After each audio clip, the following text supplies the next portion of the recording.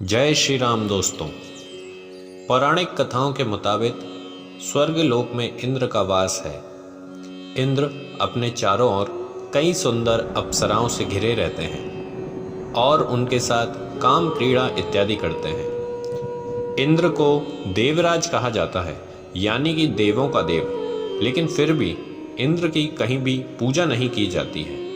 इसके कई कारण हैं, लेकिन उसमें सबसे अहम कारण है कि इंद्र कभी खुद को काम वासना से मुक्त नहीं रख पाए और इसी कारण इंद्र ने अहिल्या जैसी नारी के पतिव्रता धर्म को भी तोड़ा था। आज की इस वीडियो में हम इसी कथा पर बात करेंगे, लेकिन आगे बढ़ने से पहले अगर आप हिंदू सनातन धर्म को मानने वाले हैं और उसी की संस्कृति को आप सहेज कर रखना चाहते हैं तो प्लीज़ मेरे इस चैनल को सब्सक्राइब करें। वीडियो अच्छी लगे तो लाइक और शेयर करें। ब्रह्म वैवर्त और पद्म पुराण के मुताबिक एक बार इंद्र भ्रमण पर निकले। आसमान से उनकी नज़र जंगल में बने एक ऋषि की कुटिया पर पड़ी। उस कुटिया में उन्होंने एक बहुत ही सुंदर स्त्री को देखा। इंद्र उस महिला को देखकर मोहित हो गए, उनसे रहा नहीं गया। लेकिन ये कुटिया महान तपस्वी गौतम ऋषि की थी और जिस स्त्री को देखकर इंद्र मोहित हुए थे वो गौतम ऋषि की पत्नी अहिल्या थी। वैसे तो इंद्र के देवलोक में कई खूबसूरत अप्सराएं थीं।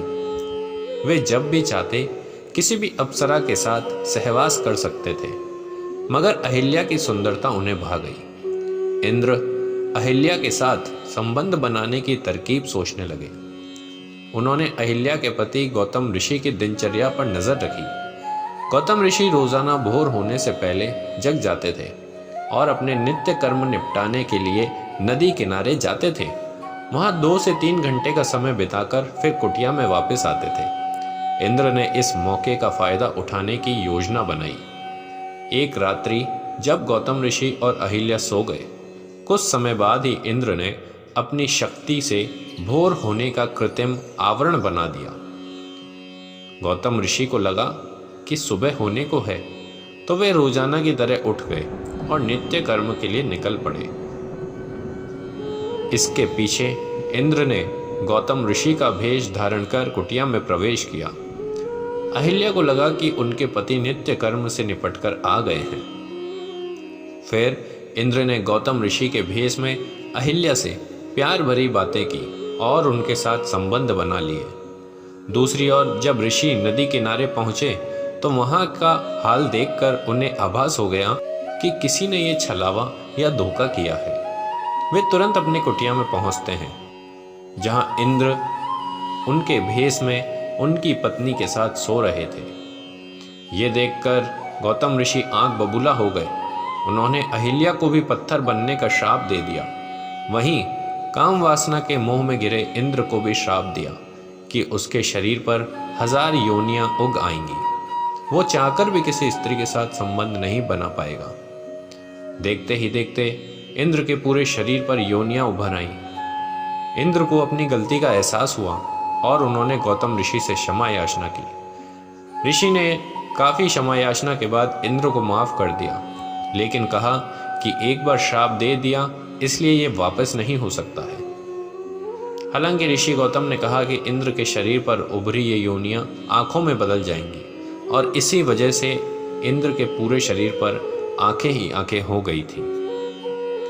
दूसरी तरफ अहिल्या ने भी गौतम ऋषि से कहा कि उन्हें बिल्कुल भी ये एहसास नहीं हुआ कि उनके भेष में कोई और शख्स उनके साथ है।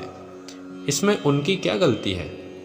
उनके मन में तो कोई छल की भावना ही नहीं थी। गौतम ऋषि ने भी इस बात को समझा और फिर अपनी पत्नी अहिल्या को वरदान दिया कि कालांतर में भगवान विष्णु का अवतार तुम्हारे पास आएगा और उसके छूने से तुम फिर से पहले जैसी बन जाओगी। इसी क्रम में सालों बाद प्रभु श्री राम ने विष्णु के अवतार के रूप में धरती पर जन्म लिया और उसके बाद की कथा आप सभी जानते हैं कि राम जी ने अहिल्या को छूकर उन्हें इस श्राप से मुक्त किया था। अतः यहाँ समझने की जरूरत है कि नारी समाज का एक अहम हिस्सा है। उसके सतीत्व के साथ छल करना किसी भी तरीके से जायज़ नहीं होता है। चाहे वो पौराणिक काल था या आज का काल हो। इस तरह छल या धोखे से किसी का भी धर्म, चाहे फिर वो किसी भी तरह का धर्म हो, लेकिन अगर उसे बर्बाद किया जाता है, उसे मैला करने की कोशिश की जाती है, तो वह किसी भी तरीके से क्षमा योग्य नहीं है। बोलिए श्री हरि विष्णु विष्णु।